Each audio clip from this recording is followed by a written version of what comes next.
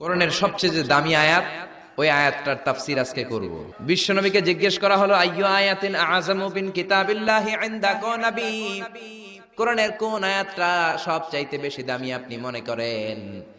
বিশ্বনবী বললেন, আযামু আয়াতিন মিন কিতাবিল্লাহি আয়াতুল কুরসি।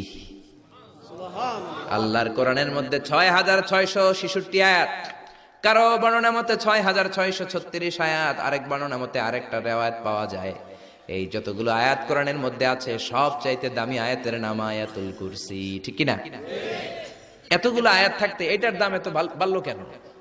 এটার এত মর্যাদাপূর্ণ আয়াত কেন? ৫টা কারণে এই আয়াতের দাম বেশি। জোরে বলেন কয়টা? ১ নম্বরে, আয়াতের মধ্যে রব্বুল আলামিন নিজের পরিচয় দিয়েছেন। একটা মাত্র আয়াত, কিন্তু এত সুন্দর করে চমৎকার করে রব্বুল আলামিন নিজের পরিচয়টা একটা আয়াতে দিয়েছেন।